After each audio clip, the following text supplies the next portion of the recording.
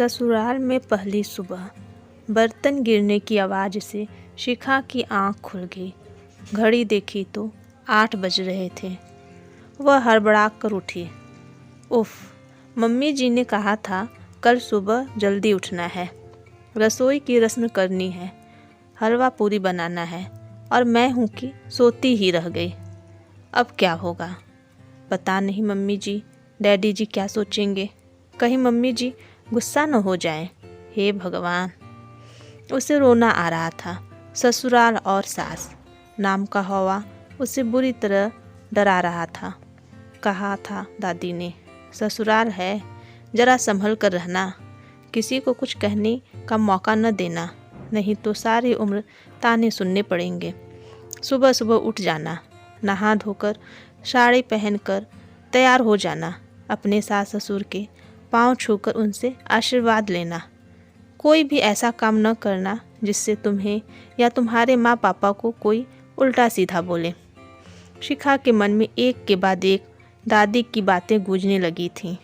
किसी तरह वह भागा दौड़ी करके तैयार हुई। ऊंची नीची साड़ी बांधकर वह बाहर निकल ही रही थी कि आईने में अपना चेहरा देखकर वापस भागी। न बिंदी न सिंदूर, आदत नहीं थी तो सब लगाना भूल गई थी। ढूंढकर बिंदी का पत्ता निकाला, फिर सिंदूरदानी ढूंढने लगी। जब नहीं मिली तो लिपस्टिक से माथे पर हल्की सी लकीर खींचकर कमरे से बाहर आई। जिस हड़बड़ी में शिखा कमरे से बाहर आई थी वह उसके चेहरे से, उसकी चाल से साफ झलक रही थी। लगभग भागती हुई सी वह रसोई में दाखिल हुई और वहां पहुंचकर ठिठक गई। उसे इस तरह हड़बड़ाते हुए देखकर सासू माँ ने आश्चर्य से उसकी तरफ देखा, फिर ऊपर से नीचे तक उसे निहार कर धीरे से मुस्कुराई। बोली, आओ बेटा, नींद आई ठीक से या नहीं? जी मम्मी जी, नींद तो आई मगर जरा देरी से आई, इसलिए सुबह जल्दी आँख न खुली, सॉरी। बोलते हुए उसकी आवाज़ से डर साफ झलक रहा था। सासू माँ बोली, कोई बात नहीं बेटा, नई जगह है, हो जाता है। शिखा हैरान होकर उनकी ओर देखने लगी, फिर बोली, मगर मम्मी जी वो हलवा पूरी? सासू माँ ने प्यार से उसकी तरफ देखा और पास रखी हलवे की कढ़ाई उठाकर शिखा के सामने रख दी और शहद जैसे मीठे स्वर में बोली, हाँ बेटा, ये लो, इसे हाथ से छू दो।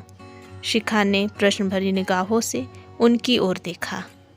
उन्होंने उसकी ठोड़ी को स्नेह से पकड़कर कहा, बनाने को तो पूरी उम्र पड़ी है, मेरी इतनी प्यारी गुड़िया जैसी बहू के अभी हंसने खेलने के दिन है, उसे मैं अभी से किचन का काम थोड़ी न करवाऊंगी। तुम बस अपनी प्यारी सी मीठी मुस्कान के साथ सर्व कर देना। आज की रस्म के लिए इतना ही काफ़ी है। सुनकर शिखा की आंखों में आंसू भर आए। वह अपने आप को रोक न सकी और लपक कर उनके गले से लग गई।